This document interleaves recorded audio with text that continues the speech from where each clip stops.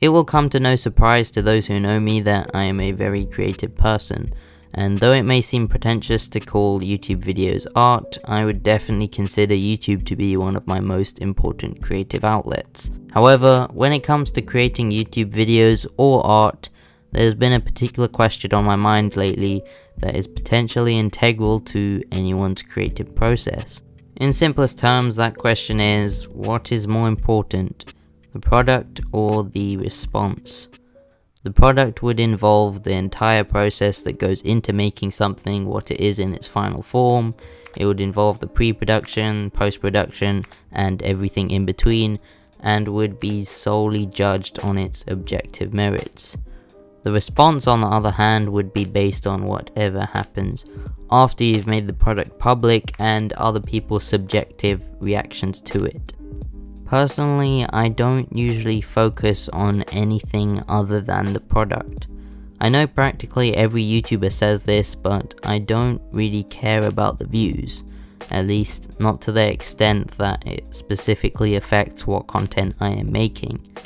This is partly because I do not monetize any of my videos yet, therefore I don't really have any incentives for getting more views other than to inflate my own ego.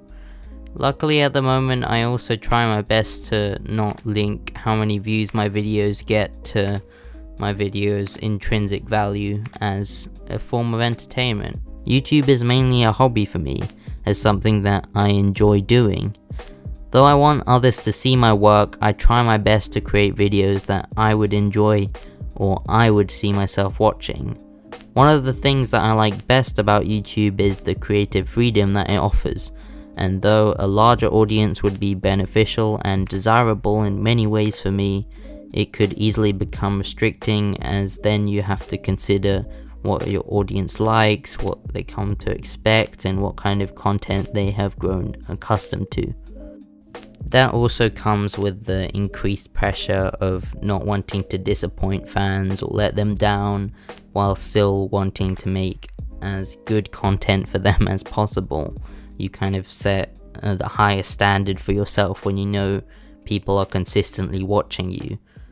Either way, on YouTube there are a number of creators that are obsessed with the response to their videos rather than the product, which is not necessarily a bad thing, but can lead to decisions like resorting to clickbait, doing things that are simply for the views, and generally becoming what would be regarded as a sellout.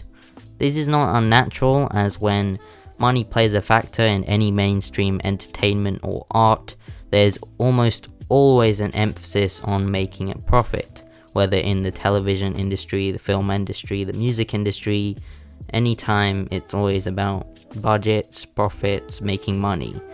Even when making art in an academic environment, it's almost inevitable that you will try to make things that will get you more brownie points with the examiners, instead of making something that you want necessarily or something that you think is good art. Though this could be seen as artists simply being influenced by wealth or good grades, I find it more interesting to ask how art is generally seen as successful. For something like films, success is measured by box office sales and review scores. Sales depend more on how a product is marketed instead of whether the product is actually any good itself, but reviews could be a better indicator of quality since ratings provide a justified score of how successful a product is and why. Again, this contrast between the product and response comes into play with how an artist may view their own work in comparison to how successful the people consuming it perceived it to be. Depending on your view, an art piece could be successful if it achieved what the artist had in mind, even if it sold poorly and had a negative reception. This also plays into the idea of art being underrated or overrated, where something may be praised and loved by millions even if it may not deserve that praise arguably, and something could be shunned or ignored when it's actually a lot better than people say it is. But fortunately, I don't have to worry about any of that. For me, the product always takes priority. This means that I tend to do whatever I want when it comes to YouTube, and I just make something that I think would make a good video without always taking what others may think of it into account. I like showing others what I've made in hopes that they will like it too, but I don't like making things just so others will like it. This can be great because it means I always want to try new things and I am not obsessed with following trends or always gaining more and more views, but it can mean that I think less about how my content may affect viewers, whether what I make is offensive or unsettling. In that aspect, I've been trying to improve a little because I do want to add content warnings to videos that I think would be unsuitable for the majority of viewers, but recently it has come into question over whether that is enough. On YouTube again, I make content that I want and I try to start a project with only my concerns or aims in mind. Often when I feel low or sad or worse, I want to make art that expresses my darkest thoughts and my deepest feelings. That can be a healthy way to deal with them sometimes, but if I make my product public, it may end up making others feel bad too, which isn't my intention. It's ridiculous for me to suggest that I would or should create art without taking my audience into account at all. All art I make is influenced by others. Hell, all art period is influenced by others. That may not be grammatically correct, but it's true, and therefore, even if I may deny it, my decisions may similarly have an influence on my viewers as well. Even if I'm not trying to do this for praise or popularity, it's essential for me to acknowledge my current reach and potential audience when moving forward. It's a little hard for me to face that I can't always make things how I picture them to be, but in the end, art may be more than just art. And it's worth mentioning that even if I may say that I don't care about a response, and even if I may think that I only care about a product, secretly, all artists, including myself, crave attention and are desperate for others to react and respond to what we have to create.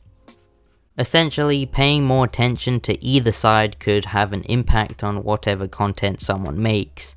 For the response, are you making something family friendly so that all audiences can appreciate your product? Are you making certain decisions that will pander to a certain audience, or decisions that will make more people agree with you? Can good intentions justify making a product that may have a negative impact on those that consume it? And how responsible are artists for how people react to their work if it falls under creative expression? Are you doing things that could be controversial in an attempt to make art the way you imagined it to be? Or is sparking controversy simply there to gain more attention? Will trying something completely different from what you usually do affect how many people like or follow you? Can a product still be good or successful even if the response says otherwise? Would altering something to appease a wider audience be wrong? I don't really have the answers to any of these. I've just been thinking about it a lot, and I'd be interested in what you have to say on the topic. Otherwise, thank you for watching, and bye bye.